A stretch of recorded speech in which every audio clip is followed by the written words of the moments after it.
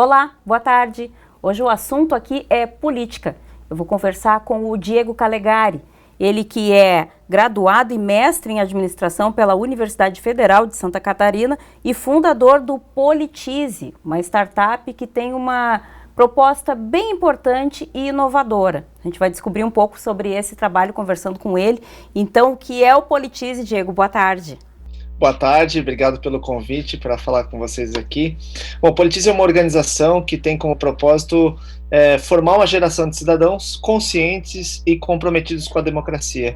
E a gente faz isso levando formas de educação política em larga escala por meio tanto da internet, por meio de conteúdos educativos, vídeos, textos, infográficos, enfim, que ensinam as pessoas sobre como funciona o sistema democrático, como funciona o sistema político, como funciona a democracia, e também por meio de uma rede de voluntários que hoje está espalhada aí por mais de 120 municípios do Brasil, que são nossos embaixadores. Por que a necessidade de criar uma startup para falar de democracia? Bom, a gente percebeu que desde 2013 muita gente começou a se interessar por política, né, em função das manifestações e de vários eventos políticos recentes que colocam a política no dia a dia das pessoas. Mas ainda há um grande despreparo, um grande nível de desinformação. E não é porque as pessoas querem necessariamente estar desinformadas, é porque muitas vezes elas não encontram uma forma fácil, acessível ao alcance delas para entender tudo isso que está acontecendo. Então, nosso papel é preencher uma lacuna, né, entre o interesse de muitas pessoas de querer aprender mais e participar e se envolver, e a falta de informações, de conteúdos educativos que ensinem elas como participar, como se envolver, como se engajar. Diego, dados dão conta que 41% dos brasileiros acredita que tanto faz viver ou não em uma democracia. E nós, que somos um país democrático, apenas 9% dos brasileiros se declaram muito satisfeitos com esse sistema de governo. Como que tu avalia esses resultados? As pessoas conhecem o conceito da democracia? É assustador, né? Quando a gente olha um dado desse, pensar que quase metade das pessoas não está nem aí se vive numa democracia ou não. Eu acho que isso de fato demonstra um desconhecimento, né? As pessoas que muitas vezes vão num protesto a favor do fim da fechamento do Congresso, etc., né? Ou digamos assim, né, restrições da democracia, geralmente são pessoas que talvez nem entenderam o valor, né, envolvido na própria democracia, o próprio valor próprio direito de protestar, por exemplo, o direito de se manifestar, o próprio direito de expor a sua opinião, de escolher um candidato, eleger representantes. Então, eu acho que sim, a gente tem que avançar muito no sentido das pessoas entender a democracia como um valor, e não só como um meio para atingir os meus objetivos pessoais, né? Entender que a democracia é muito mais do que eu conseguir atingir os meus objetivos pessoais, mas sim pensar num sistema coletivo, onde todos têm a oportunidade de participar e todas as vozes são ouvidas, e a gente consegue criar políticas que realmente atendam a todos, né? Tu acredita que esse descontentamento com o sistema de governo democrático é por conta da confusão com política e política partidária? Eu acho que um pouco sim, né? Os políticos em geral, né, os nossos representantes, já não é de hoje que há uma falta de confiança no sistema político, no establishment, que assim dizemos, né, na elite política, nos líderes públicos, né?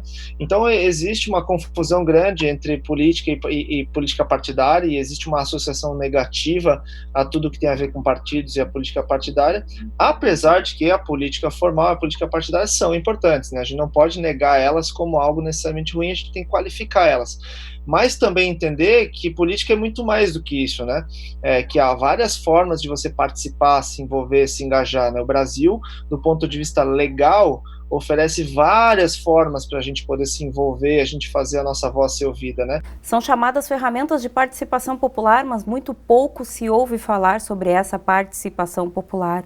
Na tua avaliação, o que seria necessário para que as pessoas entendessem de que forma eles são agentes dentro desse processo? E por que não é tão divulgada essa ferramenta em que nós, cidadãos, estamos inseridos de alguma forma nesse processo de gestão democrática? Legal, ótima pergunta. Eu acho que todo envolvimento, todo engajamento começa por entender os benefícios de participar, né?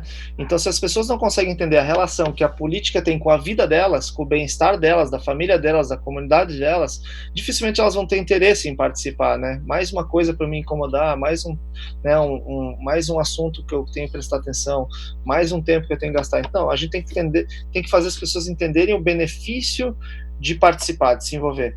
Um segundo ponto que é importante é entender que, infelizmente, no Brasil, nós deixamos isso para fora da escola, né? Nós tiramos isso dos nossos sistemas de ensino, a tal ponto que mesmo aqueles que no nosso país têm uma educação de qualidade, né, estudaram numa escola talvez particular, de boa qualidade, né, saem totalmente despreparados para o exercício da cidadania. Então não tem uma coisa, não é mais uma daquelas coisas que tem a ver com ser, né, de classe média, classe alta, ou de, né, ou ser da base do topo da pirâmide, ou ser, né, de periferia ou de centro. Não tem nada a ver com isso. Tem a ver com o fato de que nenhum de nós teve, provavelmente na escola, a grande maioria de nós não teve uma educação para o exercício da cidadania. Isso nos faz muita falta quando a gente vai para a vida adulta e a gente tem que tomar decisões que são políticas, né? E esse é um dos cernes da questão agora que a gente está se aproximando de um processo eleitoral. Nós precisamos tomar decisões políticas, nós precisamos definir alguns posicionamentos e fazer avaliação, inclusive, sobre essas possibilidades que nos são apresentadas por meio dos partidos e dos seus representantes. Acho que é determinante a gente colocar meio claro aí por que é importante votar e por que isso não pode ser uma obrigação de simplesmente chegar lá e cumprir um protocolo. O que é necessário para que eu entenda de que forma a minha escolha é decisiva na condução das políticas públicas e da minha vida diariamente por meio dessa escolha aí, que parece às vezes ser um peso e muita gente acaba até desistindo, né, Diego, de fazer uma escolha, anula voto, enfim. Tem como a gente compilar aí a importância desse processo? Não, sem dúvida, né? Eu acho que é triste dizer que o Brasil, cada ano, vem registrando números cada vez maiores de abstenções, votos brancos, votos nulos, né? O que é muito ruim, né? Num país onde a gente teve que conquistar, né? Uma geração teve que conquistar o direito ao voto, o direito a eleições regulares, a gente ter um grupo de pessoas que simplesmente se abstém, né, de votar, de escolher um candidato. Eleições é talvez um dos momentos mais importantes, né, de um regime democrático, é o momento onde a gente para e fala quem vão ser as pessoas que vão governar nos próximos 4 anos. E fazer essa escolha com consciência, em grande medida, é determinar, né, como vai ser a vida da nossa cidade, do nosso estado, do nosso país pelos próximos 4 anos, porque muita coisa passa por política, né? O preço da passagem de ônibus, a qualidade da escola, o atendimento no posto de saúde. Então a gente não pode achar que a escolha ela é leviana, ela tem que ser uma escolha consciente, porque isso impacta sim muito a nossa vida, embora a gente ache que não, é um impacto muito forte. Então fazer uma boa escolha no momento de uma eleição é talvez uma das coisas mais importantes, mais básicas que qualquer um de nós pode fazer enquanto cidadão. Então eu diria que o voto consciente, mais do que só um direito, é um dever. É um dever que a gente tem em relação é um dever que qualquer pessoa que está preocupada com o bem-estar, né, da sua comunidade, com o bem-estar coletivo, é um dever que nós temos fazer um voto minimamente consciente e informado, né? Se a gente tivesse que, a partir da tua expertise, elencar para quem nos acompanha em casa pelo menos 3 diretrizes para fazer uma boa escolha, quais seriam? Ótimo, bom, 3 diretrizes vem muitas coisas na cabeça, né? Mas eu acho que a primeira coisa que a gente tem que é importante é entender o que é importante para você, né? Acho que uma reflexão enquanto cidadão, enquanto sujeito, assim, quais são as coisas que são importantes para você? O que você gostaria que mudasse, né, no seu entorno, na sua cidade, na sua comunidade? Então, o entendimento de quais são os valores que te guiam, quais são essas tuas prioridades, né?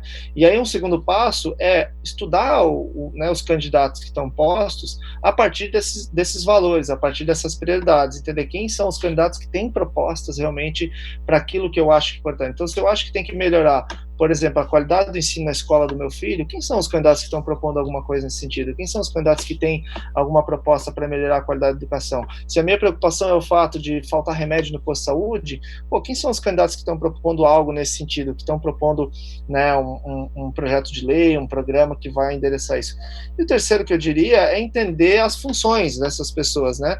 Não adianta você eleger um candidato a vereador que promete a fazer algo que não é da sua competência, né, que é da competência do prefeito, que é da competência do poder estadual. Você tem que entender o que são os limites e atribuições de cada cargo e votar em pessoas que estão propondo coisas que são alinhadas às diretrizes e possibilidades do que aquele cargo pode fazer, porque tem muita gente aí, né, como diz o ditado, vendendo gato por lebre, né? Vamos dar uma aulinha rapidinha aí sobre o que cada um faz, o que o prefeito faz, o que o vereador faz? Legal, ótimo. Começar pelo vereador, que acho que é uma figura ainda, em geral, o legislativo ele é pouco entendido, né? O vereador, como membro do Poder Legislativo, a primeira atribuição que ele tem é fazer as leis, né? Fazer e aprovar as leis que são propostas pelo Poder Executivo, pelo prefeito. Então, uma primeira atribuição importante é definir leis que vão regir o município. Então, vamos dar um exemplo que é muito importante de legislação municipal que geralmente passa pela Câmara de Vereadores. Definição de política urbana, por exempo, né? Lei de ocupação do território, plano de diretor, geralmente é muito polêmico, né? Quando surge porque envolve definir onde pode certas atividades, onde não pode. Bom, essa é uma atribuição do vereador, né? Definir, por exemplo, como que a cidade, o que pode funcionar em cada lugar da cidade. Então, acho que a aprovação legislativa é uma fiscalização da prefeitura. Os vereadores têm como responsabilidade também fiscalizar o prefeito, fiscalizar as secretarias municipais, fiscalizar o uso dos recursos públicos em nível municipal. Então, não é só criar leis, mas fiscalizar o cumprimento das mesmas, fiscalizar o cumprimento das atribuições do executivo. E o vereador, por fim, acho que ele é o elo mais próximo da comunidade, né? Ele também é uma forma de levar as demandas da comunidade ao Poder Executivo, né? As demandas da comunidade ao Poder Executivo. Do outro lado, o prefeito e a prefeitura tem o principal responsabilidade administrar e governar a máquina pública, né, e prestar os serviços públicos da sua competência. Então, o prefeito é responsável pelas escolas municipais, pelas unidades básicas de saúde, é responsável quando há no município sistemas de assistência social, CRAS, CREAS, né? Então, você tem aí toda uma parte de gestão, administração, execução das políticas públicas que fica com o prefeito. Então, aquele vereador que chegar hoje em período de campanha e disser pode deixar que eu vou construir a escola, está vendendo gato por lebre. Com certeza, porque não está dentro do poder dele. Ele pode reivindicar com o prefeito que se faça isso, ele pode propor, né? Ele tem poder de influenciar o poder executivo, mas ele não pode dizer eu vou construir, mas dizer eu vou asfaltar a sua rua, eu vou construir a escola tal, eu vou fazer isso, não pode, não é verdade. Quem faz isso, inclusive, está cometendo crime eleitoral. Tu acredita que por conta dessa falta de clareza sobre cada um dos níveis e competências desses níveis, as pessoas acabam acreditando naquilo que não se concretiza e, por verem não se concretizar, acabam se frustrando e desacreditados do processo democrático? Sem dúvida, acho que é um processo autorreforçador, né? Você vota em alguém por uma promessa de campanha que era, né, que não era verdadeira, e aí você não vê essa proposta sendo implementada e você desacredita. Então acho que gera uma descrença cada vez maior na política quando isso acontece, né? Por isso a importância, acho que, de escolher bons candidatos, mais uma vez, né? Porque bons candidatos talvez não vão conseguir fazer tudo o que eles gostariam, mas pelo menos vão ter a capacidade de se comunicar com o seu eleitor e falar, olha, isso que a gente está fazendo, a gente está defendendo isso, a gente está propondo isso, né? A gente vê mandatos muito mais, né, agora, novos deputados que entraram na última eleição, que foi uma eleição para nível estadual e federal, já operando de uma maneira muito diferente, né? A gente também sabe de muitos vereadores pelo Brasil afora que fazem um ótimo mandato, um mandato aberto, transparente, com participação da população. Então, acho que também isso é importante, né? Não só o que essa pessoa defende, mas como ela pretende fazer o seu mandato, né? Um mandato participativo, aberto, que envolva a população, ou um mandato que é a portas fechadas, né? Numa política velha, que tudo é definido entre bastidores e as pessoas só ficam sabendo depois que já foi. Eu acho que a gente tem um papel importante de fiscalizar, e tem organizações como Observatório Social, que tem vários pelo Brasil inteiro, que fazem esse papel, né, de fiscalizar as contas públicas, as licitações, o uso dos recursos, e isso é muito importante, né? É correto dizer que o brasileiro não tem noção da arma poderosa que tem em mãos? Acho que sim, né? Tem um ranking das democracias que é feito pela The Economist, né?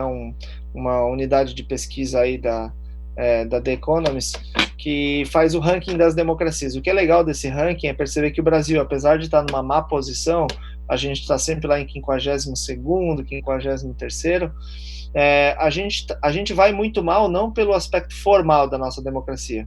O aspecto formal da nossa democracia vai muito bem, obrigado. A gente tem eleições regulares, a gente tem diversidade de candidatos e partidos, a gente tem liberdade de expressão, a gente pode, né, a gente tem voto secreto. Então, são coisas que a gente acha muito básicas, mas que, gente, a maioria dos países do mundo ainda não tem. Do ponto de vista formal, a gente tem uma arma poderosa, a gente tem formas de fiscalizar, monitorar, reivindicar, influenciar. A questão que nos coloca lá embaixo é a nossa falta de participação mesmo, né? Nossa falta de engajamento, nossa falta de cultura democrática. Esse é o grande, acho que a tua analogia é muito boa, né? A gente tem uma ferramenta muito poderosa nas nossas mãos, mas a gente ainda precisa aprender a usar melhor ela, porque de fato, quando cidadãos se juntam para exercer o seu poder de cidadania, as coisas acontecem. Isso a gente vê pelo Brasil inteiro. Se está faltando conhecimento, está aí a Politize para auxiliar, né? De que forma a gente consegue acessar esse serviço? Legal. Bom, tem duas formas principais que eu diria. Uma delas é por meio da internet. A gente tem mais de 2.000 conteúdos educativos sobre diferentes temas relacionados ao sistema político e sobre a política brasileira e internacional, sempre numa linguagem muito simples, muito fácil, muito didática, usando infográficos, usando vídeos animados, usando podcasts. Então, a gente tem conteúdos em diferentes formatos, mas sempre numa linguagem muito simples. Então, se você quiser aprender sobre alguma coisa, é só entrar lá no nosso site, www.politize.com.br, o nosso canal do YouTube, nosso canal de podcasts, e você vai encontrar conteúdo sobre muitos temas numa linguagem simples. Então essa é uma forma, né, de você aprender. A outra, a gente tem uma rede de embaixadores que são educadores, cidadãos voluntários treinados por nós, que estão espalhados por mais de 120 municípios e que a missão deles é levar, né, oficinas e treinamentos de educação política para as escolas, para as comunidades, para as universidades. Então, a gente tem lá no nosso site um mapa de onde tem embaixadores, e você pode nos mandar um e-mail e verificar, né? Talvez tenha um embaixador na sua cidade que pode ir lá fazer um treinamento. Diego, muito obrigada pelas informações, acho que foi um papo bem construtivo e, mais uma vez, reforçando que a gente está com essa arma poderosa, está na hora de aprender a usar, né? Com certeza, com certeza. Já passou da hora, vamos ver se a gente consegue correr atrás do tempo perdido aí. Isso aí, então. Obrigada, viu? Obrigado pelo convite, mais uma vez. Então, tá aí a poderosa arma que é a democracia, as ferramentas e formas de utilizar, pode ser por meio deste site Politize, que a gente vai colocar aqui, então, para quem quiser acessar. E depois, esse conteúdo que foi gravado aqui com o Diego vai estar disponível também nos nossos canais. Vale a pena conferir as mudanças que vêm acontecendo ultimamente, tem nos reforçado que a informação é a nossa arma mais poderosa.